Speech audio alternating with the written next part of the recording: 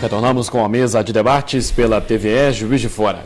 Estamos discutindo sobre a crise econômica que está atingindo toda a Europa, principalmente os países como a Grécia e França e a Alemanha estão tentando resolver, tomando frente a essa questão.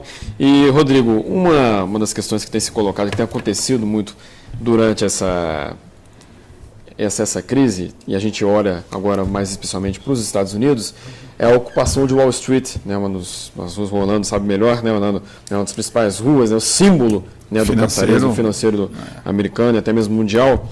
E a gente vê, né, que são muitos jovens, né, armando tendas ali em Wall Street, protestando, né, para que sejam melhor distribuídos nesses capitais, que saiam dessas grandes corporações e bancos.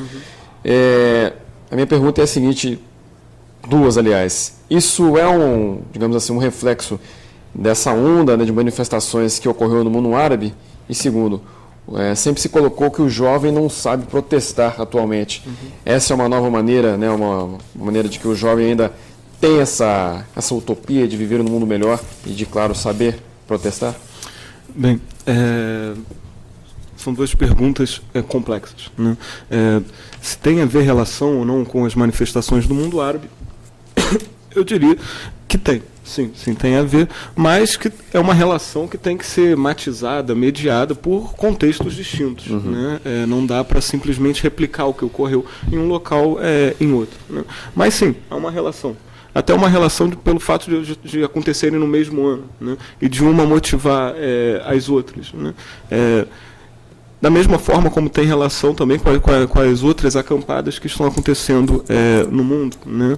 Como as acampadas da Espanha, as acampadas de Portugal, as acampadas na Grécia. Né? Da mesma forma que tem relação com o movimento estudantil chileno, né? Que depois de tantos anos, né, de dependência das universidades privadas, etc., né, voltou à rua, né, para questionar, né, não só o modelo universitário chileno, né, mas toda a estrutura e herança de um Estado chileno construído pela era Pinochet. Né.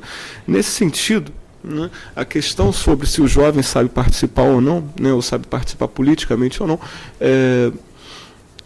eu acho extremamente interessante, porque, sim, claro que sabe. Né? As grandes revoluções da história mundial são protagonizadas pela juventude, etc. Né?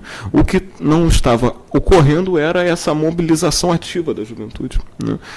Ocorre que, como o Orlando mesmo havia comentado, né, sobre o caso espanhol, né, nós temos uma juventude agora constituída por desempregados, né, que estão pagando dívidas dos excessos das gerações passadas. Né. Nesse sentido, eles são conclamados historicamente, né, por participarem. Né. A conta vai ser paga por eles. Né. E se eles ficarem inativos, né, tanto quanto pior. Né. E o que eu acho que tem ocorrido com uma novidade extremamente interessante desses protestos inteiros, né, ainda vai ser algo que vai ser muito debatido e os sentidos vão ser percebidos melhor mais à frente, né, mas são protestos que têm trazido à tona, né, um questionamento sobre quais são as relações de fato entre o que é Estado e o que é público. Né? Eles estão questionando isso que a gente tinha como um sinônimo, uma clareza muito grande. Né? Para eles, o fato de ser estatal já não é mais o fato de ser público. Né? Até porque esse Estado que eles, ao qual eles estão herdando a conta, eles estão herdando contas, né, pelos excessos de privatismo desse Estado, né, ou pelas íntimas relações que esse Estado estabeleceu com a economia. Né. É muito mais uma luta pelo público do que uma luta por constituição do estatal, eu vejo assim. Paulo, você queria comentar sobre essa questão? Não, eu achei muito interessante a análise aí do professor Rodrigo, mas eu queria fazer um comentário. Na verdade, assim, na parte que eu concordo, a crise é uma crise, assim, eles estão pagando, eles vão pagar a conta. Nós não sabemos como, mas quem vai pagar a conta é a juventude, que já percebeu isso.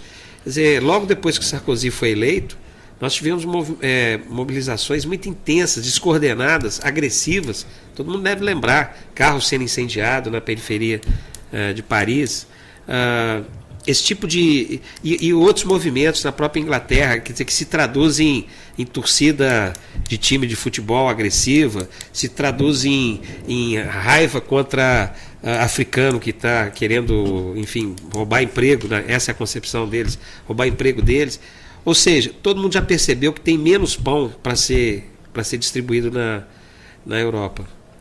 Agora, eu por outro lado, o que eu não percebo ainda é e talvez seja algo dos nossos dias, Rodrigo. Estou entrando aí na sua área, mas dos nossos dias a gente está meio sem ideologia para viver, né? O Cazuza aí acho que está cada vez mais presente.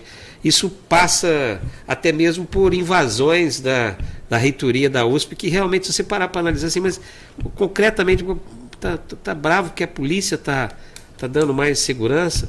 Assim, eu tive a oportunidade, eu fiz doutorado na USP, eu sei do nível de insegurança que o campus tem. Enfim, o que parece é o seguinte: existe uma dor legítima, que é como enfrentar esse futuro, mas que está sendo traduzida de maneira muito pouco coordenada. Eu acredito que ainda vai se coordenar, vai se materializar.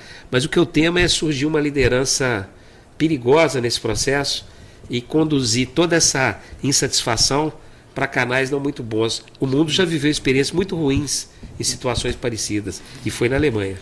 Aproveitando a carona do Paulo, que ele falou da França, né? A França agora também já está reorganizando a questão da aposentadoria, essa questão toda da previdência deles.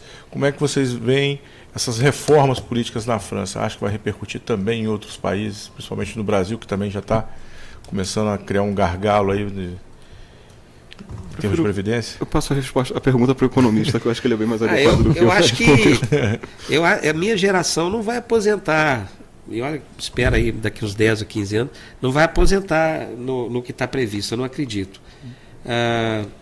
Primeiro porque as pessoas estão vivendo mais, visivelmente estão vivendo mais. Segundo, que isso está impactando cada vez mais os orçamentos. E terceiro, aí pegando o caso, isso no caso do Brasil, né? Agora pegando o caso concreto deles lá, vão ter que fazer um ajuste no orçamento da União, de cada um dos países.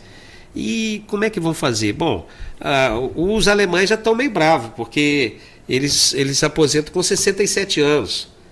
O pessoal, os outros países aposentam com 62, 63. Quer dizer, eles imagina a Angela Merkel com a seguinte questão: quem elege a Angela Merkel é o cara que aposenta com 67 anos. Na cabeça dele, quem está pagando a conta para Grécia ter um padrão de vida mais elevado, Portugal e os PIGs aí que foram citados, todos eles, na cabeça do alemão típico, é ele.